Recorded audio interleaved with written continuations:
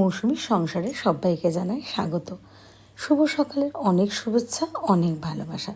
আশা করি আপনারা সবাই ভালো আছেন। এটা দেখছেন বুধবার ব্লগ। পুরো ভিডিও দেখার অনুরোধ রইল সবার কাছেই। আশা করি আপনাদের ভালো লাগবে। ভালো লাগলে একটা লাইক, কমেন্ট, শেয়ার করে দিতে হবে। তো আজকে ডেলি তো রান্না খাওয়া এইসবই। আজকে একটা কথা আপনাদের সাথে আমি আলোচনা করছি। আমি ঠিক করেছি না ভুল করেছি, প্লিজ আপনারা একটা কমেন্টে জানাবেন। আমি দুদিন আগেই বাজারে গেছিলাম আমার জন্য কিছু কেনাকাটি, সবার জন্য কিনেছি, মেয়ের জন্য, ঋষির জন্য। তো হঠাৎ করে একটা বাচ্চা ছেলে, মানে একটা মলের সামনে আমি দাঁড়িয়ে রয়েছি, তো একটা বাচ্চা ছেলে হাতটা ভাঙা, মানে যেরকম ব্যান্ডেজ করা থাকে হাত ভাঙা থাকলে ওইভাবে, আর ও বলছে যে কিছু দাও, এরকম আর কি।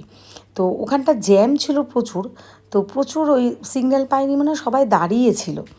তো তখন আমি ওকে দেখতে পাচ্ছি, আমি যেহেতু দাঁড়িয়েছিলাম বা আমি ভাবছিলাম যে ওকে একটু টাকা দেবো, মানে ও বুঝতে পেরেছে আমি ওর সাথে যোগাযোগ করার চেষ্টা করছি, কিন্তু ও একটু দূরেই ছিল। তো আমি না অবাক হয়ে দেখছি, মানে ও দৌড়ে দৌড়ে যেভাবে গাড়িগুলোকে কাটিয়ে আসলো, আমি খুব ভয় পাচ্ছিলাম। খুবই ছোট, মানে ঋষি তো অনেকটাই বড়, ওর হাফ বয়সী এরকম হয়তো হবে। তো তখন ও আমার কাছে আসলো, আমি ওকে জিজ্ঞেস করলাম ওর মাথায় হাত বুলিয়ে যে বাবা কী হয়েছে হাতে। তো বলল আমার হাতটা ভেঙে গেছে আর আমার বাবাও এরকম মারা গেছে, তো যদি কিছু টাকা দাও তাহলে আমার হেল্প হয়।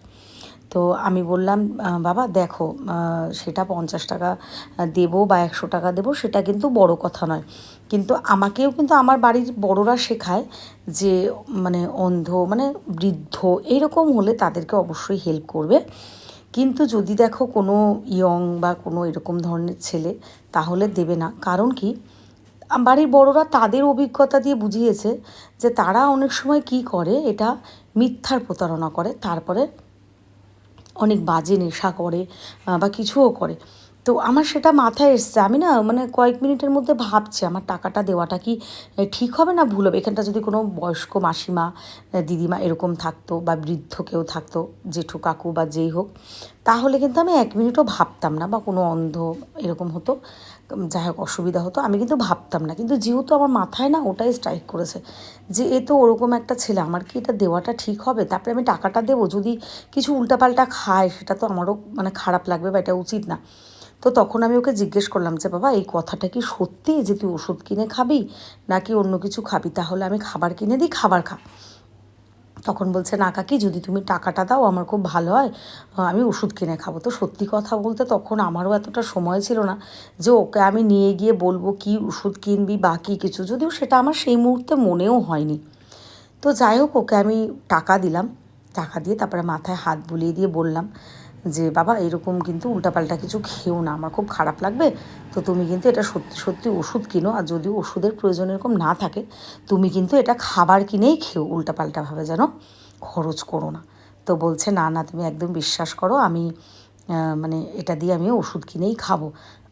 আমি জানি 5 জনের জন্য আমাদের এরকম বদনাম হয়, মানে এই কথাটা শুনে না আমার চোখ দিয়ে জল পড়ছিল যে আমি যদি টাকাটা ওকে ভুল বুঝে না দিতাম তাহলে হয়তো সত্যি ওর অসুবিধা হতো। তো আমি জানি না আজও, কারণ আমার তো সেভাবে যোগাযোগ করা হয়নি বা আমি চিনিও না, তবে আমার মনে হলো যে টাকাটা দিয়ে আমি ভালোই করেছি।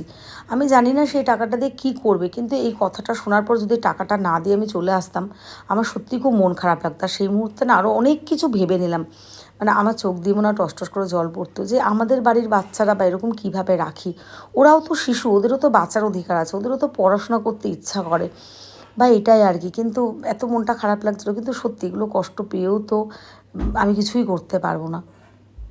তো যাই হোক আমি ওকে টাকাটা দিয়ে আমি চলে আসলাম। এটা বেশ কয়েকদিন আগে, কদিন ধরেই ভাবছিলাম আপনাদের সাথে শেয়ার করব, তো আজকে করলাম। আমি কথাটা ঠিক, মানে কাজটা ঠিক করেছি না ভুল করেছি প্লিজ একটা কমেন্ট করে জানাবেন। সবাই ভালো থাকবেন, সুস্থ থাকবেন, আমাদের পাশে থাকবেন। আজকের ব্লগটা এখানেই শেষ করছি।